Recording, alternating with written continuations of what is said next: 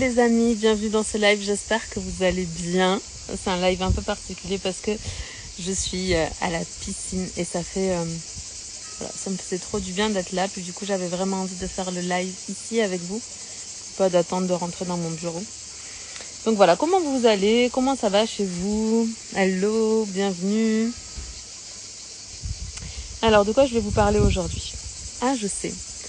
Il y a une expression qu'on utilise beaucoup dans le milieu du coaching qui est, ça c'est une question qu'on utilise beaucoup, c'est est-ce qu'il vaut mieux se définir ou se défendre? Du coup, c'est vraiment de ça dont je vais parler aujourd'hui. Mais je vais y apporter une nuance supplémentaire. Donc, pourquoi est-ce qu'on pose cette question à nos coachés quand on demande est-ce qu'il vaut mieux se définir ou se défendre? Parce que très souvent, quand on ne définit pas qui on est, quand on choisit pas qui on a envie d'être, comment est-ce qu'on a envie de vivre notre vie, qu'est-ce qu'on a envie d'expérimenter, quand on n'est pas intentionnel par rapport, quand on n'est pas intentionnel par rapport à nos choix, et ben du coup, les gens vont projeter sur nous des réalités, puis nous, on va penser qu'on a besoin. Oh my god, je crois que je viens de tuer un insecte qui s'est posé sur moi. Oups, pardon, désolée. Alors oui, c'est ça. Quand on se définit pas, c'est-à-dire quand on ne se demande pas qui on est puis qui on a envie d'être, on se construit en fonction de l'image que les autres nous renvoient de qui on est. Sauf que l'image que les autres nous renvoient de qui on est sont finalement leur projection, c'est-à-dire que c'est leur réalité qu'ils projettent sur nous et ils disent tu es comme ceci, tu es comme cela, tu es comme le reste. La vérité c'est que en réalité on n'est pas comme les gens nous perçoivent. Certaines parties de nous c'est vrai et d'autres parties c'est juste des ombres qu'ils ont projetées sur nous. En général c'est le cas, j'allais dire c'est le cas beaucoup pour les défauts entre guillemets, mais c'est aussi le cas, décidément il y a du passage, bon j'espère que ça vous dérangera pas, c'est aussi le cas pour les qualités. C'est-à-dire quand vous dites à quelqu'un ah mais toi t'es trop bien comme ça, t'as telle qualité qui est vraiment trop super, etc. J'attends que les voitures passent parce que ça me perturbe. Ok. Quand les gens disent par exemple ah mais t'es vraiment quelqu'un de créatif, c'est extraordinaire, en réalité ce qu'ils sont en train de dire c'est je reconnais chez toi cette chose-là parce que je l'ai en moi. C'est l'effet miroir, ok? Cet effet miroir, il est vrai pour nos qualités, il est aussi vrai pour nos parts d'ombre et nos parts de manque. Donc quand on n'a pas décidé qui on avait envie d'être, comment est-ce qu'on avait envie de vivre notre vie, on s'est construit en fonction de ce que nos parents, notre environnement, nos éducateurs ont dit de nous. T'es comme ci, t'es comme ça, t'es joyeuse, t'es égoïste, t'es optimiste, t'es prétentieuse, j'en sais rien, voilà. Tous les adjectifs dont on peut être qualifié tout au long de notre vie par notre entourage. Maintenant, quand on commence à faire du développement personnel, du coup, on se rend compte que, en fait, tout ce qu'on a cru qu'on était, l'image de nous en général, c'est pas qui on est vraiment, mais c'est vraiment la projection des gens autour de nous. Et donc on décide finalement de se dire ok, alors qui j'ai envie d'être? Et puis à partir du moment où on décide de qui on a envie d'être, on n'a plus besoin de se défendre puisqu'on sait qui on est. Donc du coup la raison pour laquelle on pose cette question à nos coachés, c'est vraiment pour leur permettre de prendre conscience que s'ils ont besoin de se définir, c'est parce qu'ils n'ont pas, s'ils ont besoin de se défendre, c'est parce qu'ils n'ont pas pris le temps de se définir. Maintenant, je voudrais qu'on aille au-delà de ça. Parce que le fait de se définir, ça veut dire aussi, et ça emmène quelque chose qu'on voit beaucoup, et de plus en plus, en fait, depuis que Internet a explosé.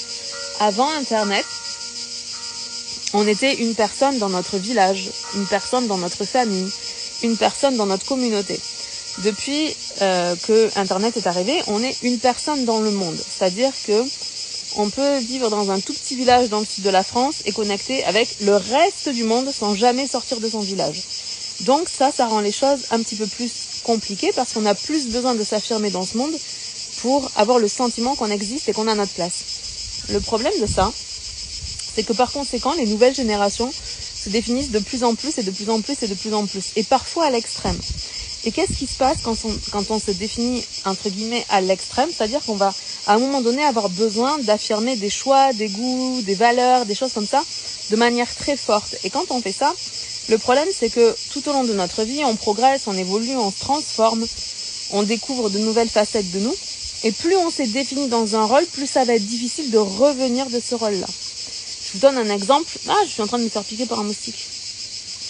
Je vous donne un exemple de ce qui aurait pu se passer, ce qui a pu se passer pour moi du coup.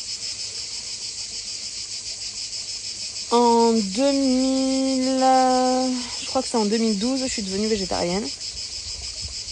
Je suis tombée sur un reportage qui traitait de la cause animale, puis c'était vraiment horrible. Là, je pense que si vous avez vu ce genre de reportage-là, vous aussi, vous avez été choqués.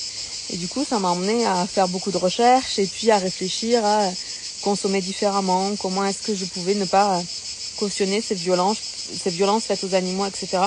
Comment est-ce que je pouvais m'alimenter différemment aussi, etc. Parce que j'avais une alimentation traditionnelle.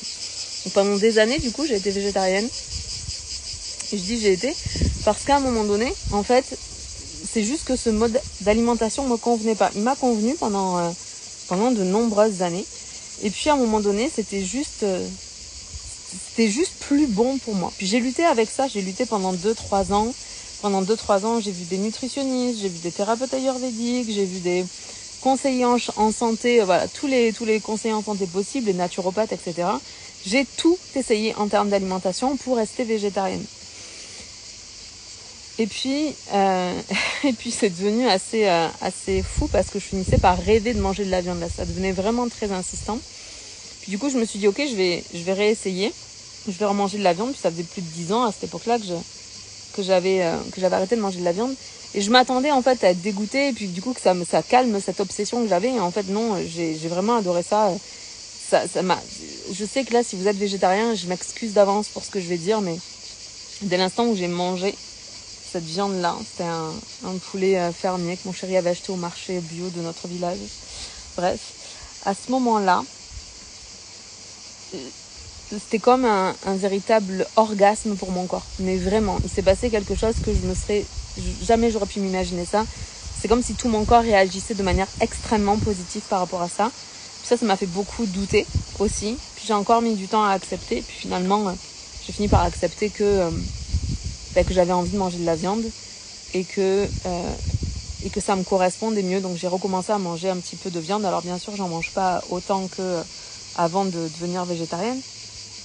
J'ai une alimentation qui est beaucoup plus raisonnée, où je fais beaucoup plus attention, où je choisis bien la qualité. Je prends dans des petits producteurs, dans des chaînes tracées, etc. Pourquoi je vous raconte ça ? C'est surtout parce qu'en fait, quand j'ai pris conscience que c'était mieux pour moi de manger... Ouais, j'arrive.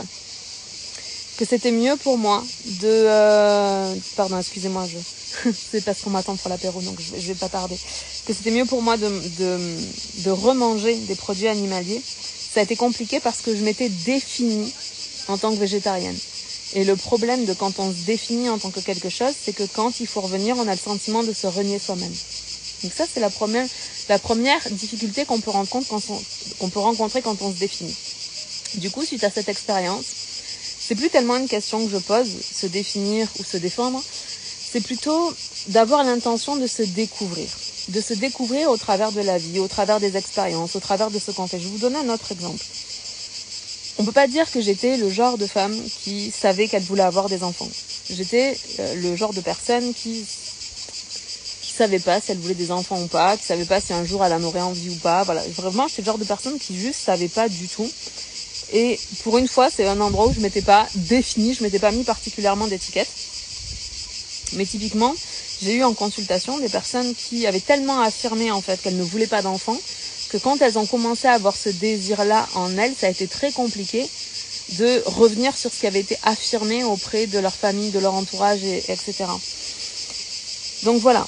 Et donc, moi, ce que je voudrais vous inviter avec ce live, c'est de vous demander, plutôt que de poser l'intention de qui vous avez envie d'être, c'est plutôt de vous laisser la possibilité de vous découvrir tout au long de la vie parce qu'on évolue constamment, on change constamment, on découvre des parts de nous qu'on ne savait pas qu'on avait, on prend conscience de parts d'ombre qu'on ne voulait pas avoir aussi, puis on les intègre à l'intérieur de nous, on les incarne et on évolue. Et cette constante évolution, c'est que quand on se définit en excès pour exister dans ce monde, finalement, on ne laisse pas la possibilité à notre être d'émerger et de nous montrer la voie, le chemin et de découvrir tout au long du processus qui on est véritablement. Puis je dois vous dire un truc, c'est que qui on est véritablement est 1000 fois plus puissant, 1000 fois plus extraordinaire, 1000 fois plus important que tout ce qu'on pourrait croire que l'on est. C'est-à-dire tout ce qu'on pourrait définir avec notre mental que l'on est. Et ultra limité par rapport à notre essence profonde, notre pure conscience, notre pure potentialité et notre véritable essence. Et donc, c'est une invitation ici pour vraiment ouvrir toutes les portes et veiller à ne pas trop se définir pour ne pas s'enfermer dans un rôle qui nous empêchera à un moment donné d'évoluer. Ok, je vais vous laisser avec là ce soir. Je vais aller prendre l'apéro avec ma famille.